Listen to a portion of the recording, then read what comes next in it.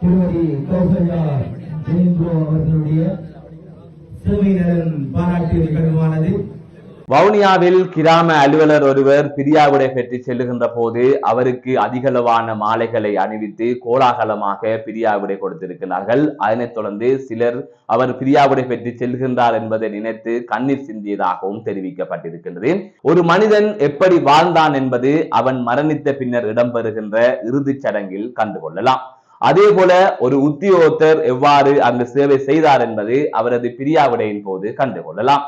அந்த வகையில் தான் வவுனியா பிரதேச செயலக பிரிவுக்குட்பட்ட கந்தபுரம் எனப்படுகின்ற கிராம அலுவலர் பிரிவில் கடமையாற்றி வந்த திருமதி கௌசல்யா எனப்படுகின்ற கிராம சேவகர் கடந்த 6 வருடங்களாக அங்கு பணியாற்றியதன் பின்னர் தற்பொழுது பிரியாவிடை பெற்று நெலுக்குளம் கிராம சேவகர் பிரிவுக்கு செல்லுகின்றார்.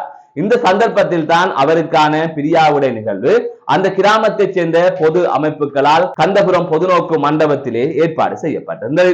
இதன் போது பிரியாவிடை பெற்று செல்லுகின்ற திருமதி கௌசல்யா எனப்படுகின்ற கிராம சேவகருக்கு அதிகளவான மாலைகள் போடப்பட்டு, அதாவது முகத்தை மறைக்கின்ற அளவிற்கு அவ்வளவு மாலைகள் போடப்பட்டு அவருக்கு கோலாகலமான வரவேற்பு கொடுக்கப்பட்டு அதனைத் தொடர்ந்து அங்கு மரமும் நடப்பட்டிருந்தது. இந்த நிகழ்வில் அரச ஊழியர்கள், பொது அமைப்புகளின் பிரதிநிதிகள், பொதுமக்கள் என்று பலரும் கலந்து கொண்டிருந்தார்கள். சிலர் இவர் பிரியாவிடை பெற்று செல்லுகின்றார் என்பதை நினைத்து கண்ணீர் சிந்தியதாகவும் பலர் தங்களது முகநூல்களிலே தகவல்களை வெளியிட்டிருக்கிறார்கள். இந்த நிலையில் குறித்த திருமதி கௌசல்யா எனப்படுகின்ற கிராம சேவகர் அவர் பணிபுரிந்த அந்த 6 வருடத்தில் மக்களுக்கான சேவைகளை இலகுவாக்கியதுடன் தொடர்ந்து வெளியிடங்களில் இருந்து அது அரசாங்கத்தின் ஊடாகவோ அல்லது தனியார் நிறுவனங்களின் ஊடாகவோ பல உதவிகளை பெற்று அந்த மக்களுக்கு வழங்கி இருக்கின்றார். இவ்வாறு தனது நிதானமான சேவையின் மூலமாக மக்களின் நன்மதிப்பை பெற்றிருக்கின்றார். அதே போல மக்களும் அவர் மீது நன்மதிப்பை வைத்திருக்கின்றார்கள். ஆகையால் பல அரச ஊழியர்களை நாங்கள் தொடர்ந்து பார்த்து வருகின்றோம். லஞ்சம் பெறுவதும், மக்களை மதிக்காமல் நடப்பதும், தனக்கென்ன போச்சென்று இருப்பதும், அரசாங்கத்தால் கொடுக்கப்படுகின்ற உதவிகளை கூட சரியாக பிரித்து கொடுக்காமல் அவற்றை திருப்பி செல்ல வைப்பதும், அதனை தாண்டி அந்த கிராமத்துக்கு வந்த உதவியை அந்த கிராம சேவகர் சரியாக இல்லாதால் இன்னொரு கிராமத்துக்கு வழங்க வேண்டிய சூழலில் அந்த பிரதேச செயலகம் இருந்ததையும் பல சந்தர்ப்பங்களில் நாங்கள் கண்டிருக்கின்றோம். தற்பொழுது வரை அது நடந்து கொண்டுதான் இருக்கின்றது. எனவே இவ்வாறான அரச ஊழியர்கள் இருக்கின்ற இந்த சந்தர்ப்பத்தில் ஒரு கிராம சேவகராக தனது கிராமத்தில் தனது பணிகளை சிறப்பாக செய்து மக்களின் நன்மதிப்பை பெற்று இன்று ஒரு கோலாகலமான பிரியாவிடை கண்ணீர் மல்க அந்த மக்களால் கொடுக்கப்பட்டிருக்கின்றன சொன்னால் நிச்சயமாக அந்த பகுதியில் அவரது சேவை அந்த அளவிற்கு திறனாக இருந்திருக்கின்றது என்பதைத்தான் இது எடுத்து காட்டுகின்றது.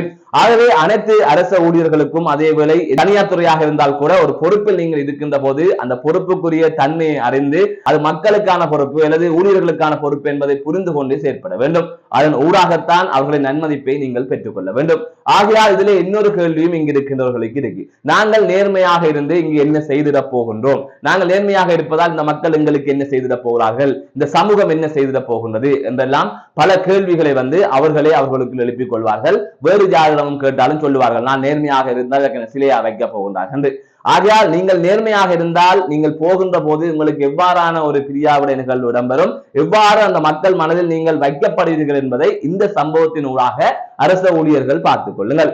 ஆக நீங்கள் நேர்மையாக இருந்தால் ஒரு கட்டத்தில் உங்களுக்கான கௌரவமும் நன்மதிப்பும் வந்தே சேரும். அதை தாண்டி நீங்கள் முறையற்ற செயற்பாடுகளில் ஈடுபடுகின்ற போது நீங்கள் இறந்தால் கூட ஒருவர் கூட உங்களது அருகில் இருக்க மாட்டார். மீண்டும் ஒரு காணொலி சந்திக்கின்றேன். நான் நடராசா ஜெயகாந்த்.